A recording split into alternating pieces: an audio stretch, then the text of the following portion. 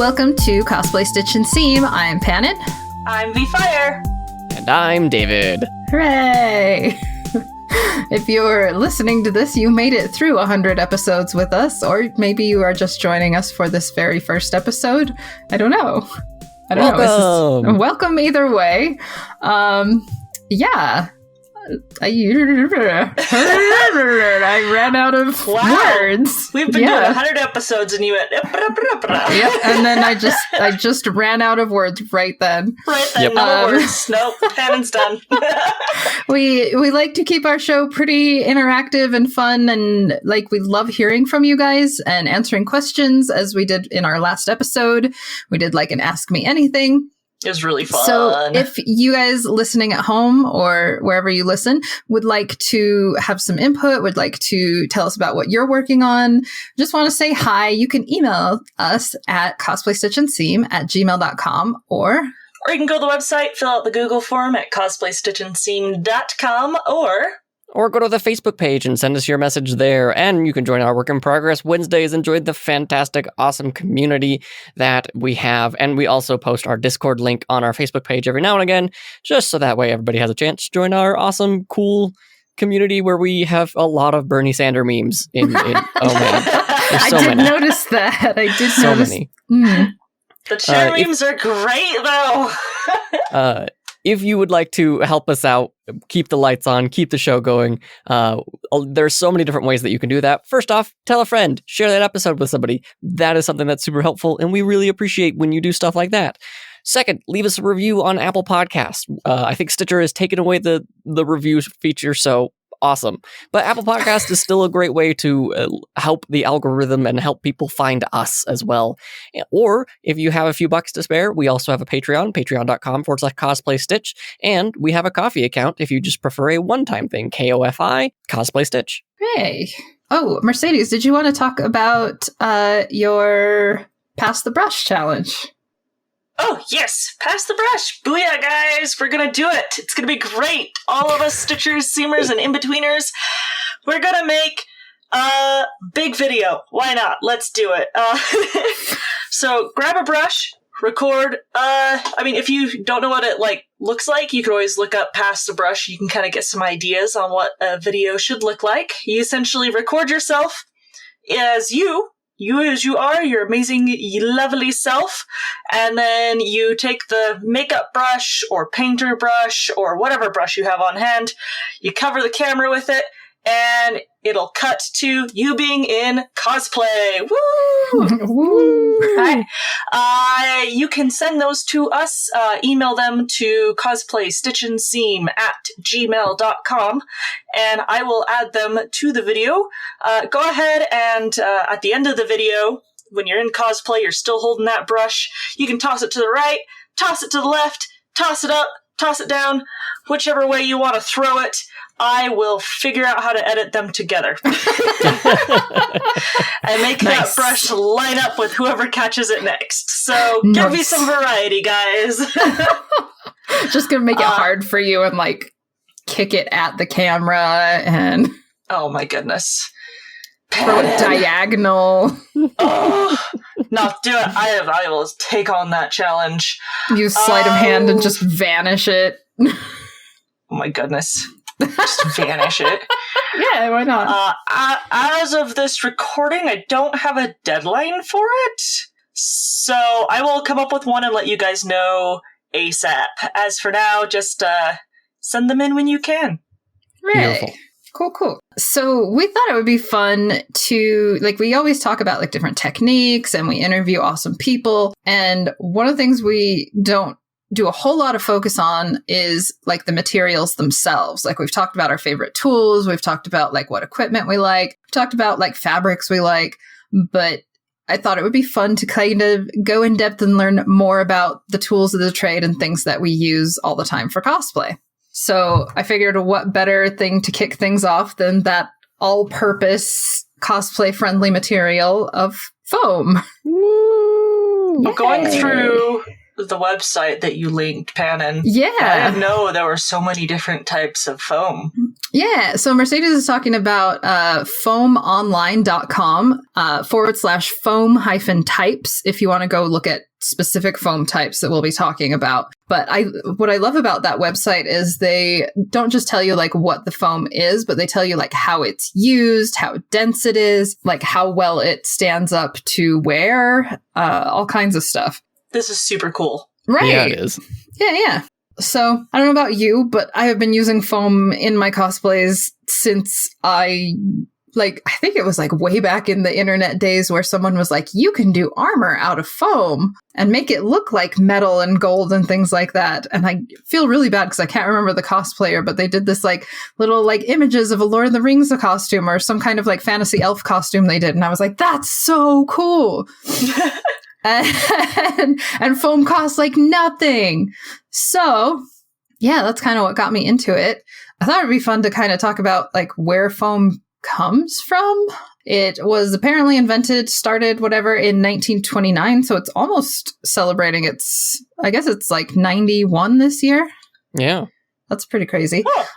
History of foam. A history of foam, but most foams are either latex or rubber based. So they, I guess, decided to like start whipping up the rubber so that it had all these little holes in between, and that's what makes it squishy. Is there's all the air and the holes in between while they're processing it. So I was like trying to imagine whipping rubber, and it's like right, do the thing. It just sounds messy and gross to me. Yeah. But I mean, apparently it works. Get a good workout. So yeah, on the info types, like the ones they list on foamonline.com are obviously not every single type of foam there is, because there's a lot out there and they all have different like things they use as a base. Like they, in the old days, used rubber and latex, but nowadays we use a lot of polyurethane and whatnot. So yeah, do you guys want to take turns going through the different types of foams? I mean, you have such a comprehensive list here that it's so easy to go through all the foams. I was going to say, my only experience actually is going to come from using EVA foam. Yeah. And the two types of that I have sort of messed with. Yeah, go for it. So, I mean, I can talk about EVA foam. Yeah, well, I think it's on this. Yeah, I think it's on this list under like the closed cell type foams. Is it closed cell? Yeah. Okay. Because it's a more dense type of foam. It doesn't like absorb water. Okay, it's that floaty. makes sense. Floaty. Yeah. Has tensile strength. Is impervious to petroleum. Why is that on there? Why do I'm just kidding. Oh, no. You don't have to read off it. You can just tell us what you think about it, what you like about it. It's funny. Oh, mechanics box lining? Oh, I'm going to do that. That's really cool. Okay. It's also used for hot tub covers. And cosplay. And cosplay. You can put that on all of the like lists of stuff you can use it for. And cosplay. And the cosplay. Yeah, EVA foam is probably like one of the easiest ones to use for making armor. It's just like pretty malleable, decently forgivable. If you like cut into it with a dull knife, it creates really gross cuts. So keep your knife sharp. It will also dull the heck out of your knives. Yeah. As you use it. So have a sharpener or replaceable blades. Don't use your nice knife. True. Stuff like that. A lot of people will, like, you want to seal it before you paint it. There's, like, a couple different ways to seal it. Some people will use Mod Podge. Some people use... Oh, I forgot the name of the stuff. Plastidip? Plastidip is one, yeah. There's Flex another Bond. Flex Bond Elmer's Glue. kind of works. Elmer's Glue works. Elmer's Glue is like Mod Podge. Yeah. Oh. There's another one. It's like some artist thing. I don't remember what it is. Well, that's fine. But yeah, you can seal it with a bunch of different things. It can be painted with a lot of different things. If you paint it with spray paints, you definitely want to seal it first. If you paint it with acrylics, you definitely want to seal it first because it will eat your acrylics. Well, I mean, it's still a foam. Like, even though it might be very dense and thick, it's still a foam, and it has kind of a spongy-like material. So it's absorby. It is absorby. Yeah. Super, super absorby. I know a lot of like people with bigger budgets, they'll paint it with like latex paints. And that way, like, it still allows for a little bit of that flex when it moves, and it also adds an extra layer of protection to it. I have not done that, but it sounds like a very good idea, but I have not done that myself. It's cool. It's cool. So what projects have you used? Oh, sorry, Pannon, go ahead. Oh, no, I was going to say, one of the things I like with, like, closed cell type foams, and this isn't specifically EVA because they can get, like, denser and harder than EVA. And those dense, hard ones are really good for, like, when I was doing mascots, we would use them for the bottom of shoes. So if you want to, like, try something fun and out of your usual wheelhouse, you can use them for shoes, even. That's amazing. Yeah, or weapons, or all kinds of, I don't know, I love the hard cell foam. It's so fun to work with. It's really, really versatile. Like, it can be used for so many different things. What are some of the things that you've created or used for costume wise for Mercedes and Pannon? Well, I mean, I've mentioned Calhoun in the past. Sergeant Calhoun's armor was all made out of that, and I hated it because it just fell apart.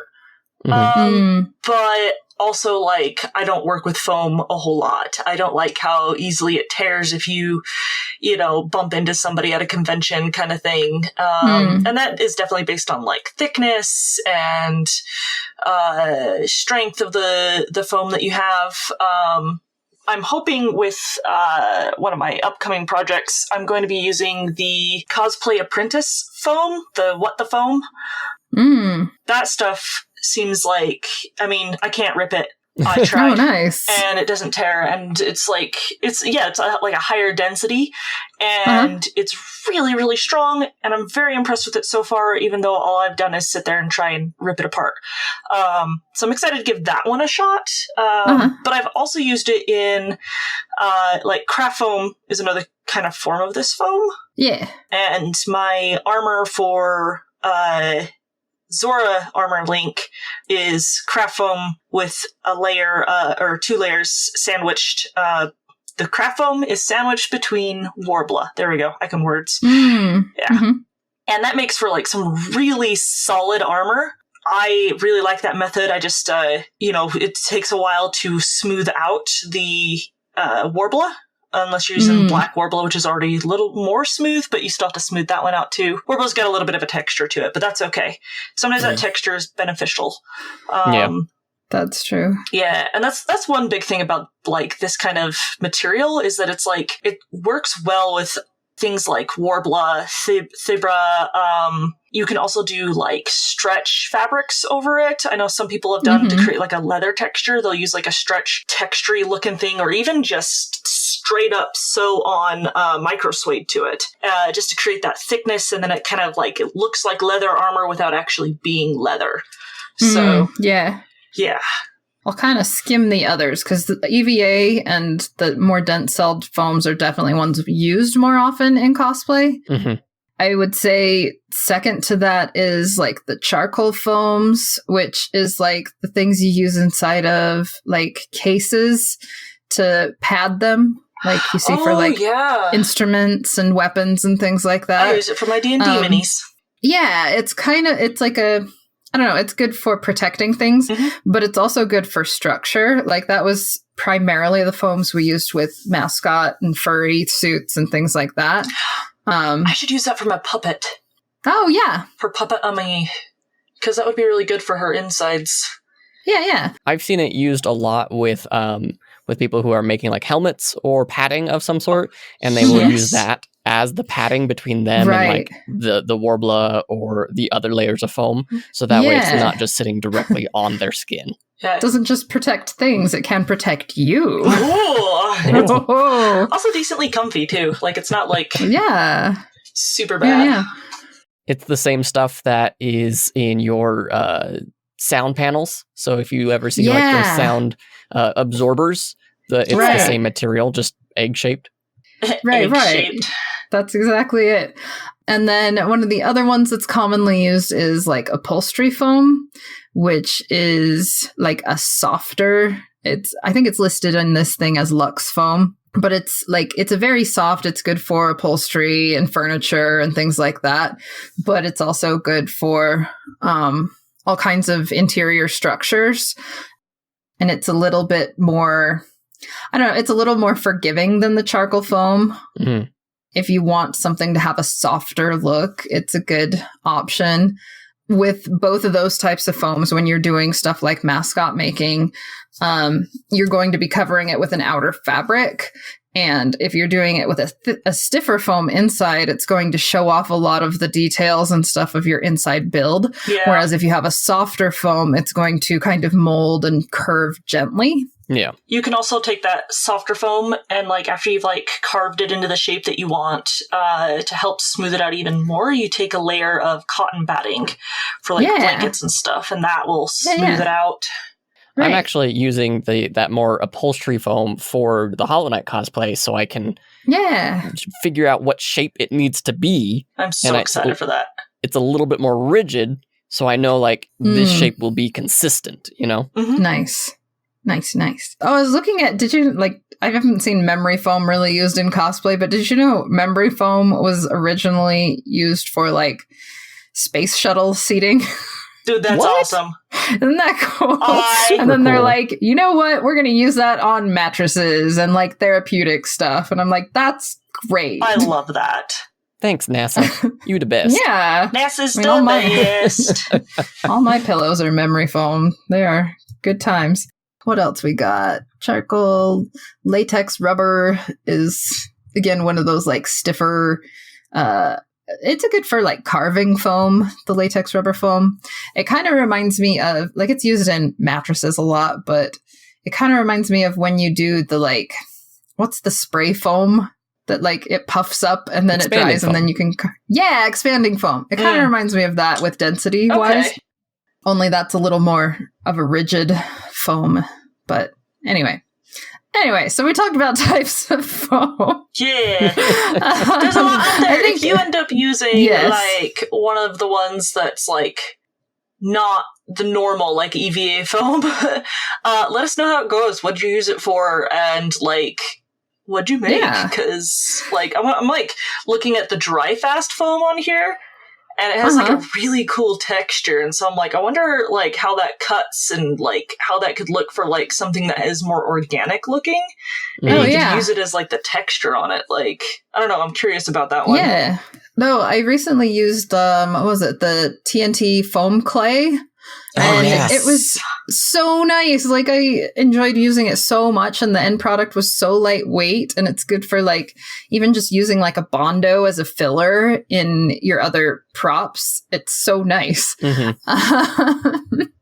But yeah, I was also going to mention that there's like so much commercially available right now. Like the foam doesn't even have to come in sheets. It can come in clays. It can come in different widths and textures. And like you just go to Joann's and you can get like different scales and thicknesses and like textures. And I went to like Michael's, I think, the other day, and they have like, you can just buy the little tube size ones and the half tubes and the 45-degree angles. And man. Yeah, Michael's like, I went there the other day to pick up some more paints and whatnot. And like, holy crap, they have like a whole cosplay section. And they do. They've got like, hey, you might want Dremels. Here's a cool pattern to how to make a bracer out of Warbler. Here's some Warbler. Here's all the tools you need. It's so great. It's like, it's crazy. I know how you guys talk about. Them out. Yeah, definitely. I know how you guys talk about how like when you guys first started cosplaying, it wasn't so commercially available. And it wasn't anywhere. Yeah.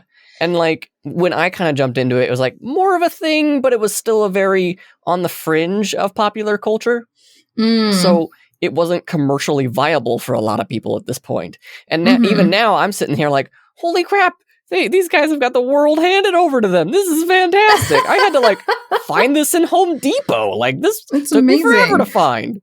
No, and I love that they're also supporting like cosplayers with their branding, because when I went to Michael's, a lot of the cosplay related tools are from Evil Ted, who is like a very like well-known, very awesome crafter. Mm-hmm. So I was like, yeah, I want to support him. Yeah, and I love like the companies that have popped up, like TNT Cosplay and Cosplay Apprentice, and like just there's so many out there now, and it's just like, I love this. It makes things so much easier. So let's talk about how we use foam in different projects. I thought we could talk about sewing first and then go on to other things from there. But I guess, Mercedes, we'll start with you. Have you used foam in any of your sewing projects? Yes. Oh, trying to think of... okay, so I actually just straight up sewed foam pieces together. When like sewed foam pieces to a belt, actually. When I made prints from the manga Half Prince. Oh, that was ages ago. That's when I went to Fanaticu and I was Dance King.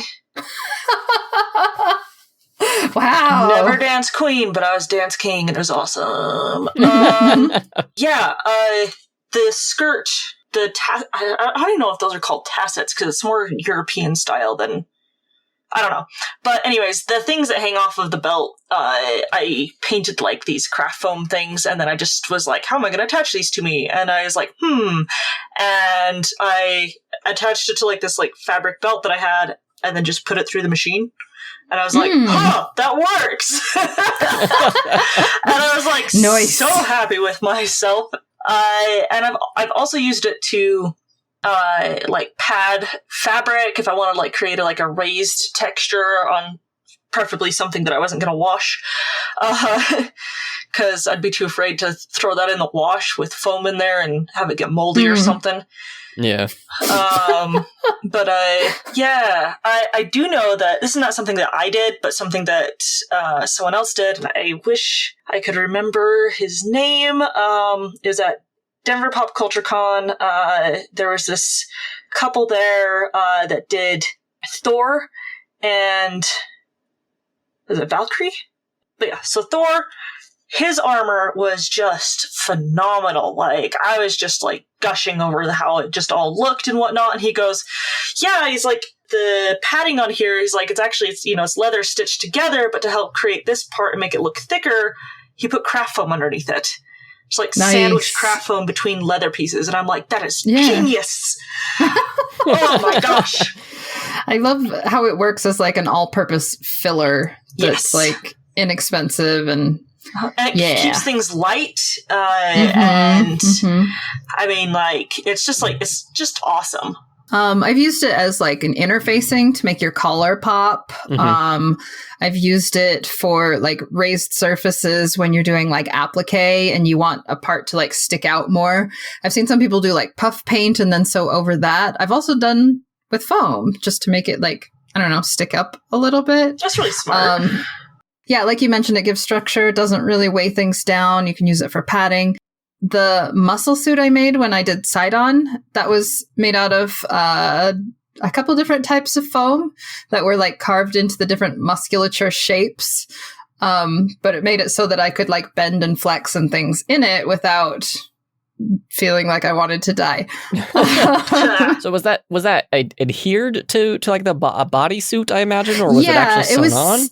It was sandwiched. So I did like a tight-fitted bodysuit on me first, and then I did the muscle pieces and I made them flat on one side and then had the musculature curves on the other. And I used a spray adhesive and I stuck them while on a dress dummy that was in my size. So Sweet. I knew it was stretched to the right degree. So I stuck them on while it was stretched, and then I did another slightly larger bodysuit in like a flesh tone over the top of that to sandwich the foam in. And I didn't put the glue on that one because it just kind of like rests over the muscles. I didn't want it to like be super like, I don't know, like every tiny detail of the muscles. But yeah, I've used that for side-on. I used it for Jotaro. I used it for Caesar. We used the upholstery foam for the mermaid tail in Sadie's Octavia. Oh yeah. Her mermaid tail that came off the front of her skirt was nice. Be careful with what kind of scissors you use with that, because she did end up damaging her hand a little bit. Oh, no. I mean, it healed, but yeah, make sure you have the right cutting tools, especially if you're doing a lot of it. Yeah, definitely. As far as sewing, one of the other things I used was, what was I going to say? Oh, I used it for hat making. So when I do hats, I usually use plastic mesh for the brim, depending on what it is. But I also like using foam because it's lightweight and whatnot. It doesn't breathe super well, but I've used it to make top hats, and I did a Mad Hatter from Code Geass offshoot art that it was really fun, but it was a really bizarre top hat, and I was like, I don't know how to make this. I'm just gonna do foam and then put fabric over it. That was the same year as my Half Prince one. Oh yeah, for Fanatico. Yeah. I found that video of me the other day, and I was just like, the sound. Oh my gosh, the audio.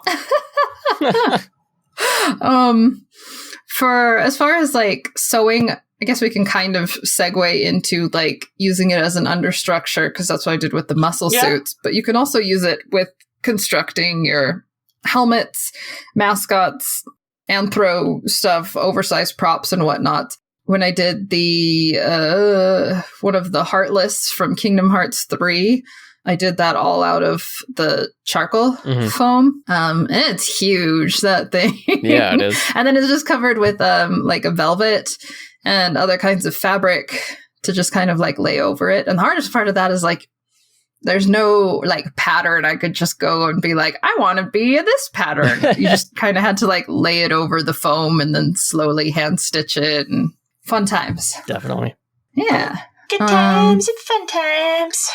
But yeah, it's great for building up structures. It's great for sewing into structures and giving shape. My brother's dragon, that too, I used foam on. That's how I found out about putting the cotton over the upholstery foam to smooth it out trick. Yeah. Yeah, that was, it's a good that one. was foam. It's a good one. I guess there's and everything else is armor and props and basically any object I need to make quickly. I will foam is such a go-to. Right. And I'm just I could make this in 20 minutes out of foam. I just Even, if you want to take your foam to the next level, check out Core Geek. That man makes just the most amazing armor sets. You look at them and you're like, that's not foam. And it's foam. And his thing is that he sands a whole bunch. Will just hours and hours of it. And it pays off because it looks super good, super smooth, just is beautiful, beautiful work. I adore him. And see, with foam, people don't immediately think that's something I can sand. And once I realized that was the thing you could do, it was kind of a game changer. Right. Not gonna lie, because that's how I shaped the muscles on my muscle suit. It's how I now get rid of if you're trying to do a box shape or anything where your edges need to line up exactly, it's really good to take a little Dremel to them and just kind of smooth it out. When I did my Sheikah slate, that's what I did the base out of, was just foam and then covered with thermoplastic. But I wanted to have a nice smooth shape, so I did all the with the different kind of sanding and Dremel tools and whatnot. Yeah. And I'm trying to think of what else. Oh, when I was doing, speaking of Kingdom Hearts, so I realized very belatedly that I needed a gummy phone that they used for taking selfies and whatnot. And I was like, oh crap, I need to make a gummy phone real quick, and it needs to fit my real phone in it so I can actually take pictures. Oh, I remember you making this, yeah. And so it was good. It worked really fast, and I got it done in an evening, and I could even, like, I didn't even have to paint it because it's those bright primary colors anyway. I just made it out of foamies. That's beautiful. Yeah. It was ridiculous. But yeah, I love how easy it is to build with that. You can, like Mercedes was saying, you can build, like, with armor, you can make something out of nothing. Like, I feel like literally make something out of nothing. For real. Anytime there's, like, a way out there shape that I'm like, I have no idea how I'm going to translate this into real life. I'm like, oh, I'll just start with foam. Yeah, it's like, even if you're going to make it out of something else later on, it's like a great way to, like, kind of figure out how you want it to work. Oh, totally.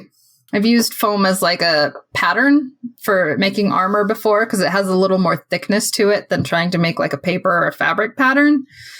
So if I'm like, oh, I know it's going to be this thick when I do it out of this other material, so make the pattern out of foam, because then I don't have to cut out of the actual nice material. Yeah. How about you, David? Oh, man. What have I not done, like, with foam at this point? So one of the first things that I was, like, really, really proud that I made was out of EVA foam, and I made the Hunter's Dagger from Destiny 1. Yeah. That was something that I was really proud of. I got a pattern from Punished Props, and it was really simple, really quick and easy. Honestly, watching his videos makes it feel like, oh yeah, anybody can do this. And then I look at my hands and I go, can we do this? Can we? And then I for the trident for my Barbarian Cleoth cosplay, that was all expanding foam. Oh, yeah. And that stuff is so dense, and it's also very, very brittle. So, like, it had to be covered with, like, a paper mache kind of material on top of that. So that way it would still hold its shape and then be sanded down on top of all of that. So, like, there's definite benefit if you need, like, big, bulky things. But if it's going to be, like, something that you have to carry around in your hands and it doesn't, like, sit on your back or something like that, ooh, buddy, consider the different materials, past David. Consider those different materials.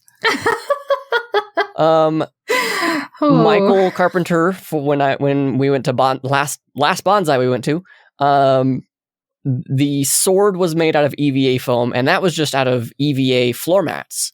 It's one of those ones that, like, I, looking at it as the person who built it, goes, I hate this. I hate everything about it because, like, I can see all of the flaws that I do not like, right? But to most other people, they probably don't even notice them. Right. Oh, totally. And the chest piece was also made out of EVA foam as well. I believe it was like 8 millimeter thick that I bought from TNT Cosplay. Well, that's thick. It was, but it was supposed to be like a cuirass kind of thing, a knight's chest piece kind of thing. So that was the reason that it was super thick. And it also didn't need, like, any extra dimensional layers on top of it. So that was pretty nice. Nice. I'm trying to think of any other major foams that I'm using. I mean, I constantly am using foam to, like, how can I make this room quieter? Speaking of, like, oversized, ridiculous props, so I did Cloud from Final Fantasy VII, but I've done a couple versions of Cloud, but I was doing his big Buster Sword, and I was like, I don't want to carry around a giant Buster Sword, but I did it out of foam, so I paired, like, regular Foamies foam with, oh gosh, it's the, like, project foam that you have the little, like, I can't think of the words right now. It's like poster board, but it's got foam sandwiched in between. Oh. Do you know what I'm talking about? Foam core. Foam core. Thank you. Yes. So I used foam core board as the base, and then I covered it with regular foam, but I had, like, a dowel running all the way up through it so that it wouldn't break over on itself, because I learned a lesson the hard way when I made Inuyasha's sword. That's a big one. And it had like a hockey stick going through it part way. That I'd broken the tip off of, or the flat paddle end off of. And it was great and solid through the part that the stick went. But then when like halfway through it was floppy. Yeah. My paper master sword did that. I didn't let the dowel go all the way through it, so it was all like floppy. Yeah. So lesson learned. But yeah, it's fun for those like ridiculous sized props. And yeah, it's not great to like carry around all day, like David was saying, but it's a lot better than other materials could have been. Yeah. So no, like for the sword that I'm making right now, it actually has a golf club stick that I cut the golf club head nice. off of. Nice. And I measured it so that way, like, it only has 3 inches out of the center that is not covered by the durability of the stick. Problem is that good. you don't want the stick to appear through the foam, so you have to do like cut a section of the stick out and then layer on top of that, so that way you make sure you're not showing off any signs of the core piece. Yeah. That can be a whole other fight. So we talked like what we can use it with. Mercedes, you kind of touched on this with EVA foam earlier, but like finishing techniques, because the trouble with foam is that it tends to look like foam unless you do a lot of stuff to it. So what's your favorite like finishing and treatment for foam?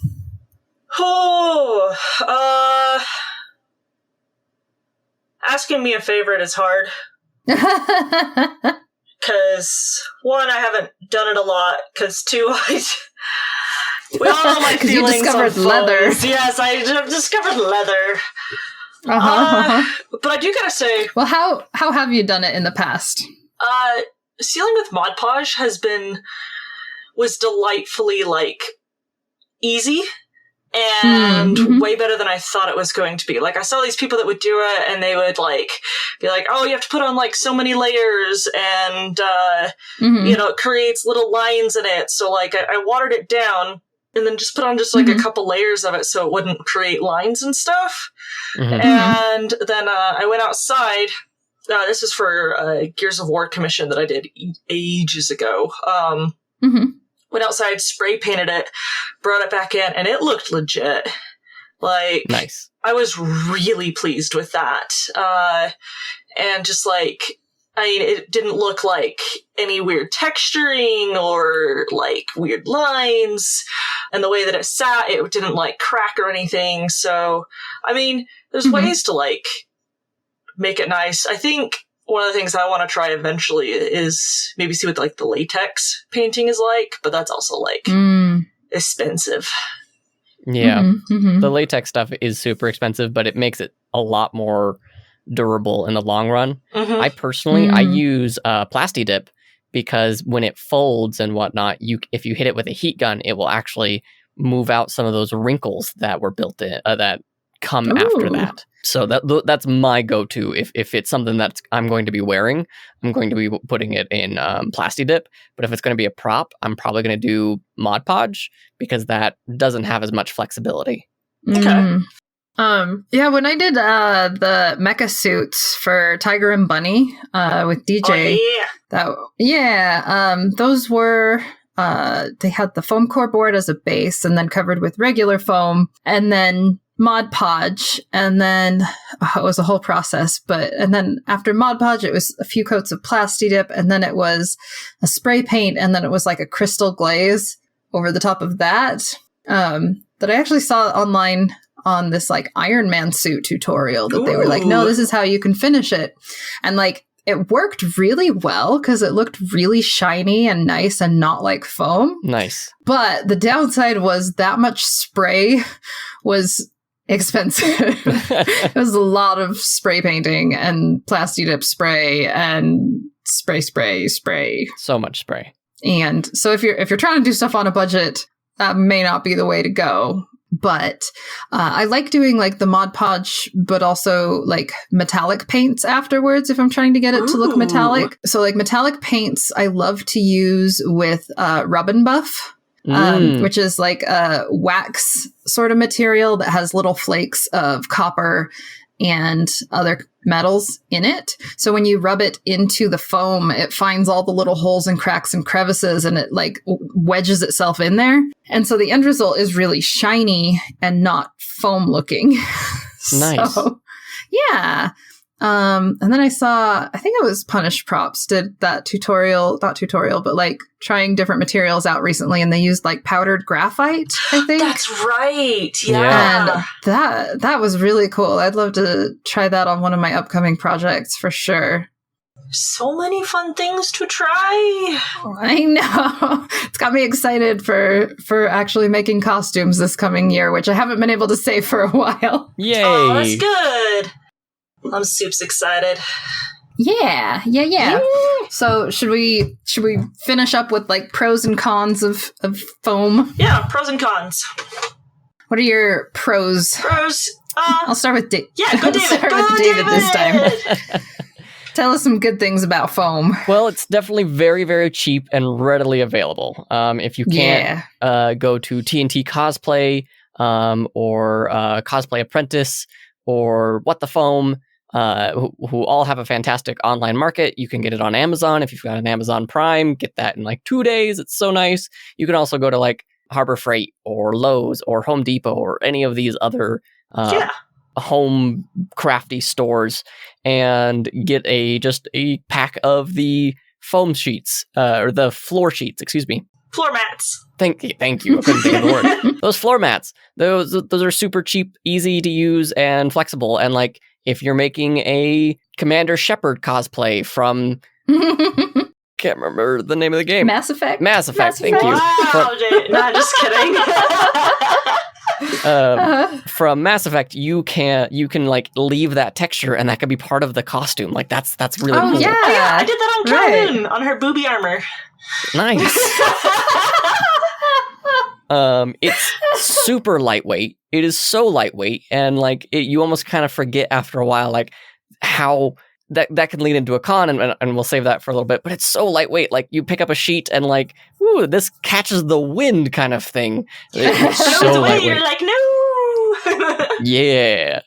And then of course what we've been saying, like you can sand it, you can paint it, you can cut it, you can like one of my favorite things about it is like if you need it to have a certain curve, what you can do is you can take another piece of foam, fold it, hit it with a heat gun, and then hold that shape. And then if you glue your current piece, the top piece that everyone's going to see around that, it will hold that shape no matter what. Like it's freaking magic. I love it. It's true. It's how I get like that nice curvature in the it's not the Master Sword, it's the shield. The Hylian shield. Hylian shield. Why am I Thank the one you. remembering everything today? I This don't never happens. What are words? I said from the beginning of this episode, what are words? I know. Any other pros to add? I was going to say because it's like fast and like you can work pretty quickly with it if you're in a bind. Yeah, if you're like in cosplay crunch and you're like, I need this prop and I need it now, and it can be okay looking. I can make it in a night. Mm-hmm. Yeah. Cons. I was like, I can talk about those. Yeah. I promise I am opening my mind more to foam. Especially after getting that unrippable foam, and I'm now like super intrigued. But I definitely know the cons. You can overheat wearing foam armor, so make sure you have ice packs built in or a fan built in. It doesn't recycle, so yeah, you're gonna throw it away. It's gonna be out there.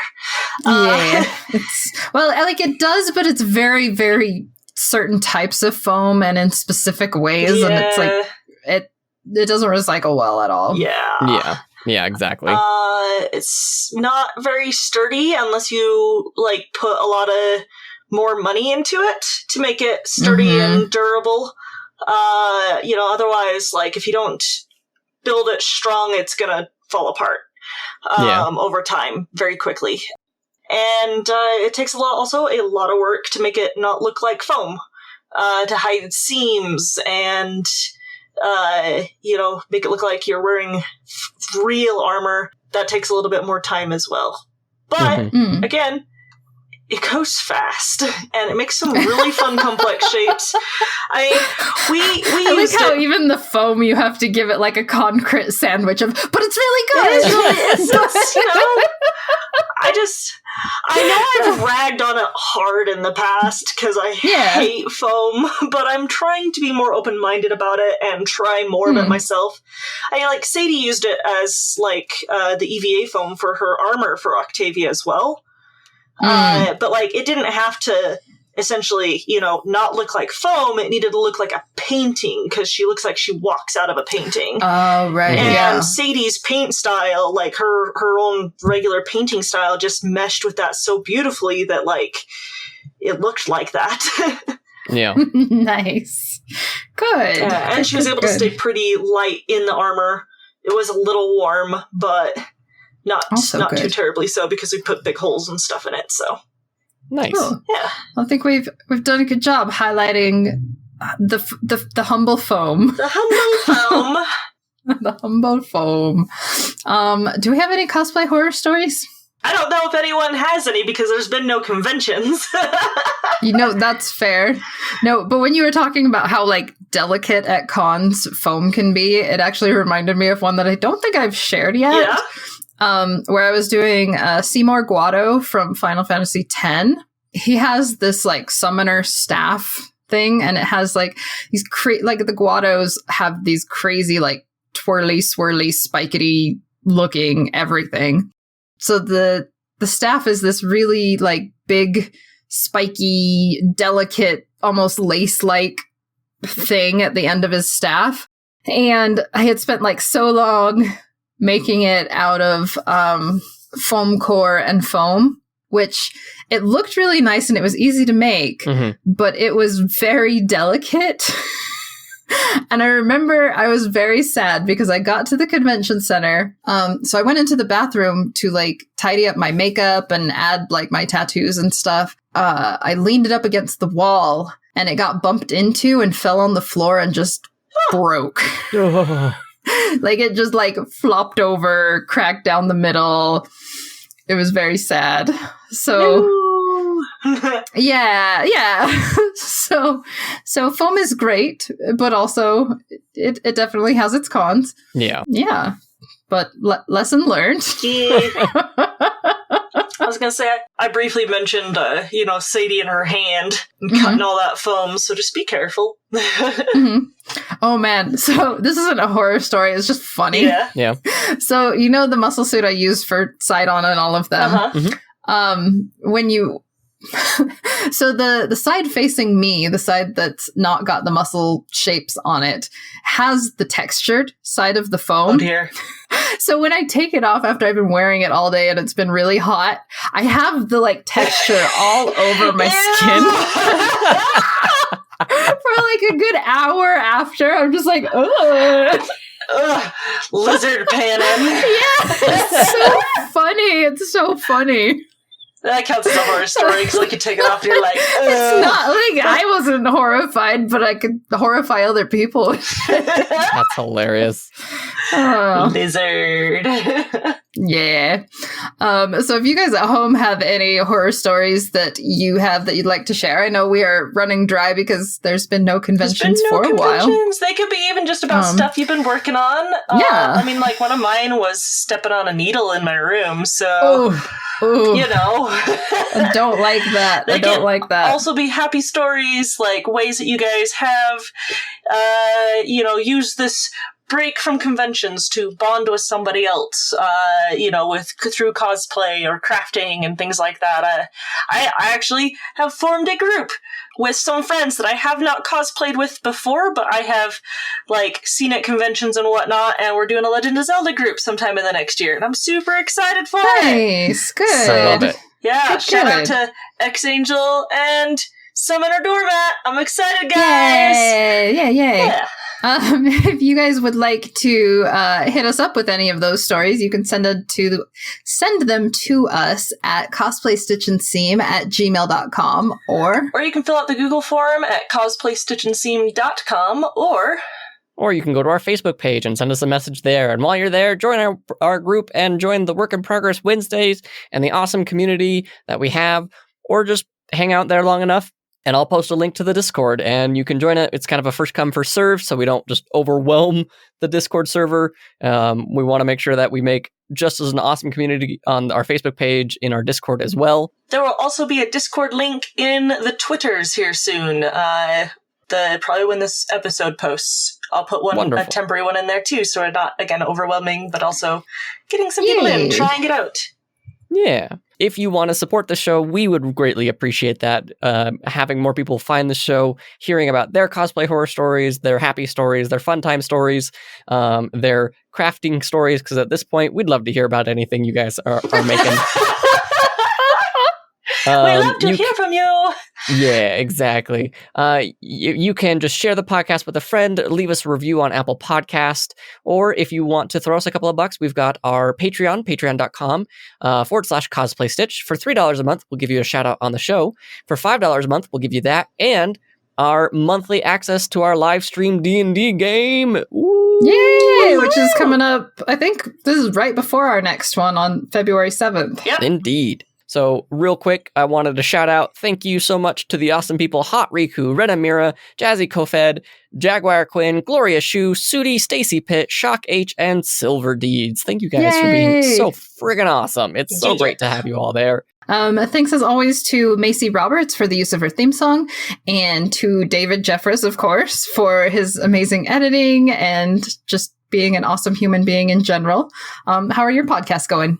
They're going so great. We had a really great, kind of business podcast kind of thing of hey, what do we want the future of Dungeons and Chill to look like? And that was a fun thing. So we have some really great plans coming up there. But right now, you can continue to listen to our Curse of Strahd episodes as they come out monthly, just so that way we have time to make episodes and make sure we're all staying safe. And on Comic Trades Monthly, where we talk about comic books and the impact they have on the world around us. We just posted our Marvel vs. DC bracket. It's slow, but surely it's hard watching 100 different Marvel and DC films and then comparing them. So go show that episode some love, please. Nice. Sounds awesome, though. So I know I talked about my memory foam pillows, but I actually got to sleep on a memory foam mattress for the first time. Mm-hmm. It made a great impression. I was waiting for it. It's gonna be. Bye, guys. Bye. Bye. See ya.